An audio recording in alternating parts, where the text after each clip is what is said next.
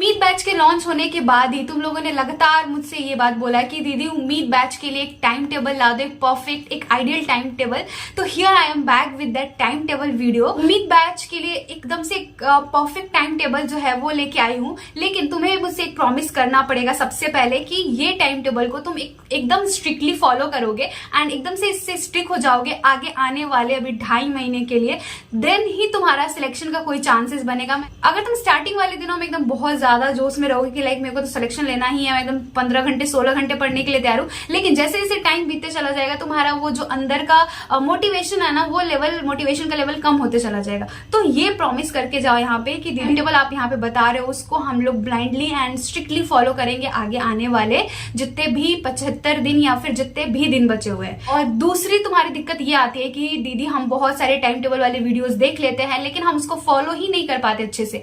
और ये problem I think कि सारे नीट एस्पिरेंट के साथ आती है, क्योंकि कंसिस्टेंट होना ना बहुत ज्यादा मुश्किल काम है और ये सब किसी से नहीं हो पाता है। हम चाहते हैं कि हम अपने तरफ से सारे चीजें, सारे एफर्ट्स लगाते हैं कि हम कंसिस्टेंट रहे अपनी नीट प्रिपरेशन में, बट वो हो नहीं पाता है। तो हमें क्या करना पड़ेगा, अगर कोई एक्सटर्नल कोई ऐसा फोर्स रहे जो हमें कंसिस्टेंट रहने में मदद करे तो कितना बेहतर होगा। ये मैंने अपनी नीट प्रिपरेशन के टाइम पे खुद में मैंने फील किया है कि लाइक अगर कोई हमारे पीछे रहे, कोई हमारे साथ खड़ा रहे जो हमें कंसिस्टेंटली पुश करता रहे हमें अपने गोल को अचीव करने में, तो हमें हमारे गोल को, अपने ड्रीम्स को अचीव करने में बहुत ज्यादा हेल्प मिल जाएगी। आपके टाइम टेबल को फॉलो करवाने के लिए पीसीबी पॉइंट के सीनियर्स एक मेंटरशिप क्रैश कोर्स लेके आ रहे हैं एंड ये जो सीनियर्स है ये आपके ड्रीम मेडिकल कॉलेज के ही सीनियर्स है जो आपके ड्रीम मेडिकल कॉलेज में पढ़ाई कर रहे हैं। उनका ही एक प्यारा सा कॉन्सेप्ट है। यहाँ पे आपको 1-to-1 इंटरेक्शन होगा आपके मेंटर से, तो जो कि आपके लिए एक एक्सटर्नल फोर्स की तरह काम करेंगे। तो ये मेंटर तुम्हारा जो डेली का शेड्यूल होगा ना उसके अकॉर्डिंग तुमको डेली के टारगेट्स प्रोवाइड करेंगे एंड उन टारगेट्स को चेकअप करेंगे, रिव्यू करेंगे कि तुमने कितने अच्छे से कंप्लीट करा है, तुम्हारी क्या गलतियां रही हैं, उन गलतियों को फाइंड आउट करेंगे एंड उस पर कैसे वर्क करना है, कैसे अपने टेस्ट को कैसे एनालाइज करोगे, उस टेस्ट में क्या गलतियां रही हैं उसको किस तरीके से सुधारना है। तो इन सब चीजों पे तुमको गाइड करेंगे एंड तुम्हारे लिए काफी ज्यादा आसान हो जाएगा कि कोई तुम्हें हर एक पॉइंट पे, हर एक जगह पे तुमको गाइड कर रहा है कि किस तरीके से आगे बढ़ना है एंड किस तरीके से अपना जो ड्रीम मेडिकल कॉलेज है उसको अचीव करना है। इसी के साथ तुम्हारे घर पे डिलीवर होगा ये प्यारा सा मेंटरशिप किट जिसमें कि सारे वो इंपॉर्टेंट टूल्स होंगे जिसके हेल्प से तुम अपनी प्रिपरेशन को और ज्यादा बूस्ट कर पाओगे और ज्यादा ब्रशअप कर पाओगे। इसमें सबसे पहले तुमको ये 60 डेज प्लानर होगा जिसमें सारे चैप्टर्स को स्ट्रेटेजिकली डिवाइड किया गया है कि तुम्हारे प्रायोरिटी लिस्ट के अकॉर्डिंग कि कौन से चैप्टर को सबसे पहले कंप्लीट करना है, कैसे रिवाइज करना है।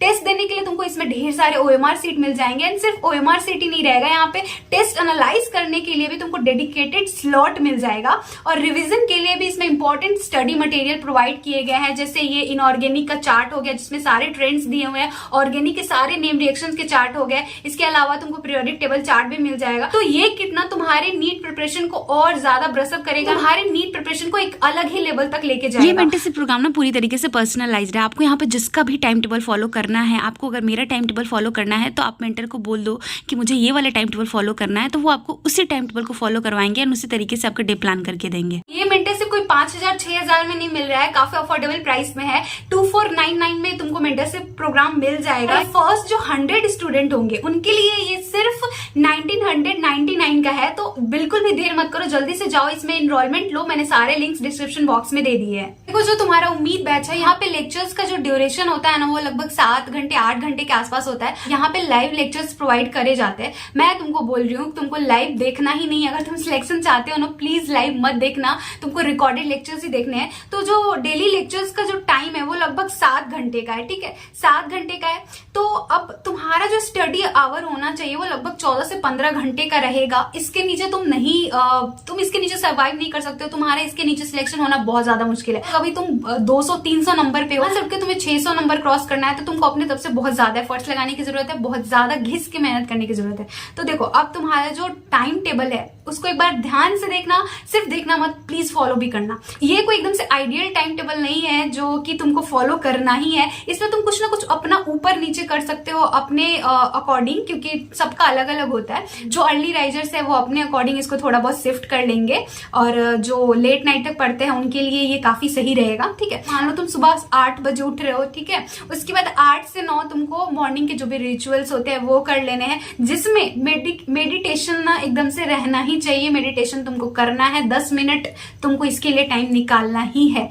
ठीक है, मैं हर वीडियो में बोलती हूँ और अभी बोल रही हूँ, हमेशा बोलूंगी। और तुमको ना यहाँ पे मैं सारे स्लॉट वाइज सब चीज बता दे रही हूँ कि किस स्लॉट में तुमको क्या पढ़ना है, जिससे कि तुम्हारे लिए और ज्यादा आसान हो जाएगा। अगर तुम इसको फॉलो करते हो ना, तुम्हारा ना प्रिपरेशन में कोई भी कमी नहीं रहेगा, अगर तुम इसको एकदम से सही तरीके से ऑनेस्टली फॉलो करते हो इस टाइम टेबल को। तो देखो 9 से 10 बायोलॉजी की एनसीईआरटी की तुमको रीडिंग करनी है। देखो सिर्फ रीड ही नहीं करना है, तुमको अपनी तरफ से उसको याद भी करना है, याद करते चलना है लाइंस को, क्योंकि अब इतना टाइम नहीं है कि अभी एक बार पढ़ेंगे फिर बाद में याद करेंगे, ऐसा नहीं सोचना है, अभी से ही याद करते चलना है। तो 9 से 10 तुम ये करोगे, 10 से 11 तुमको इनऑर्गेनिक एनसीईआरटी की रीडिंग करनी है। मैं सुबह के स्लॉट में रीडिंग वाली चीजें, याद करने वाली चीजें इसलिए रख रही हूँ क्योंकि सुबह ना हमारा माइंड बहुत ज्यादा फ्रेश रहता है, पूरे एनर्जेटिक रहते हैं, हम अपने तरफ से पढ़ने के लिए पूरी तरीके से मेंटली फिजिकली हर तरीके से प्रिपेयर रहते हैं। तो वो चीजें ना हम ज्यादा ग्रैब कर सकते हैं, हमारे अपने माइंड में अच्छी तरीके से फिट कर सकते हैं। तो सुबह में तुमको इनऑर्गेनिक एनसीईआरटी की रीडिंग करनी है, या फिर ऑर्गेनिक की एनसीईआरटी रीड कर लो, या फिर जो भी चार्ट्स हैं, जो भी तुम्हारे पास याद करने वाली चीजें हैं इनऑर्गेनिक ऑर्गेनिक में, वो चीज करना है। और या फिर अल्टरनेटिव डे पे तुम क्वेश्चन भी प्रैक्टिस कर सकते हो इनऑर्गेनिक या ऑर्गेनिक के इस वाले स्लॉट में। उसके बाद 11 से 12 तुमको फिजिक्स के फॉर्मूला सीट को रिवाइज करना है, या फिर क्वेश्चन प्रैक्टिस कर सकते हो। जो भी चैप्टर तुमने पढ़ा है ना, उस पर्टिकुलर चैप्टर का तुम यहाँ पे क्वेश्चन प्रैक्टिस कर सकते हो, या फिर तुम उसका जो भी फॉर्मूला सीट है वो यहाँ से रिवाइज कर सकते हो। तो ये काम करना है। आज जो लेक्चर आने वाला है तुम आज नहीं देखोगे, वो कल देखोगे, क्योंकि तुमको लाइव देखना ही नहीं है।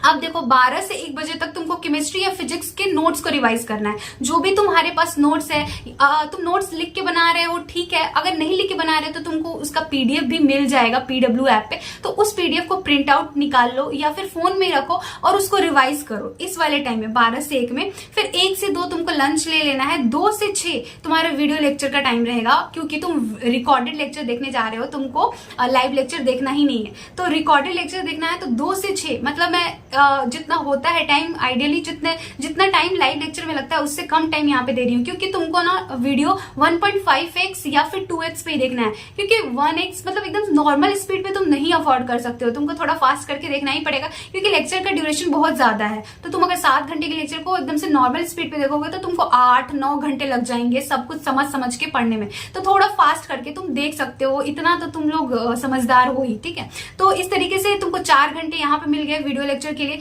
फिर 6 से 6:30 ना एक छोटा सा ब्रेक ले लेना, तुम वॉक कर सकते हो, बाहर जा सकते हो, थोड़ा बहुत अपने आप को फिर से रिफ्रेश कर लेना अनदर स्लॉट के लिए। फिर 6:30 से 7:30 ना तुमको वीडियो लेक्चर ही देखने। अगर तुम्हारा वीडियो लेक्चर 4 घंटे में पढ़ के कंप्लीट नहीं हो पाता है तो बाकी तुमको 1 घंटा और ले लेना है। इसमें फिर से तुम अपने वीडियो लेक्चर्स को पढ़ सकते हो। 5 घंटे तुमको टोटल वीडियो लेक्चर के लिए मिल रहा है, जितना मेरे को लगता है काफी मोर देन सफिशियंट है। तुम इसमें आराम से वीडियो लेक्चर कंप्लीट कर लोगे। और नहीं भी हो पाता है बाई चांस तो तुम थोड़ा और आगे अपना टाइम ले सकते हो। इतना कुछ नहीं है, हार्ड एंड फास्ट नहीं है कि बस एकदम से जैसा मैंने बताया वैसे ही करो। फिर 7:30 से 8:30 डीपीपी सॉल्व करने। तुमको यहाँ पे हर लेक्चर के बाद तुमको पीडब्ल्यू ऐप पे सारे चैप्टर्स के डीपीपीज मिल रहे होंगे, तो उन डीपीपीज को तुम सॉल्व कर सकते हो। इसके अलावा मतलब तुम्हारे पास कोई बुक है जो कि काफी अच्छा है तो वहां से भी तुम क्वेश्चन सॉल्व कर सकते हो। तो जो भी चैप्टर पढ़ो उसके बाद उसका क्वेश्चन जरूर सॉल्व करो।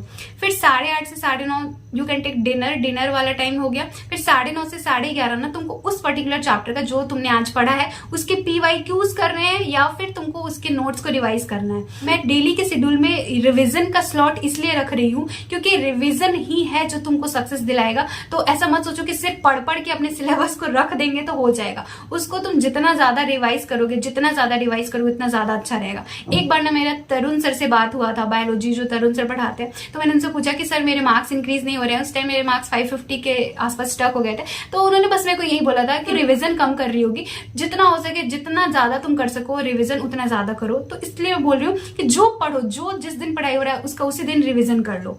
15 मिनट का तुम थोड़ा सा गैप ले सकते हो। फिर 11:45 से 2 बजे तक तुमको प्रीवियस चैप्टर्स को रिवाइज करने। जो भी पहले के चैप्टर तुमने पढ़ लिए हैं ना, उन चैप्टर्स के नोट्स को रिवाइज कर लो, फॉर्मूला सीट रिवाइज कर लो, जो कुछ भी हो।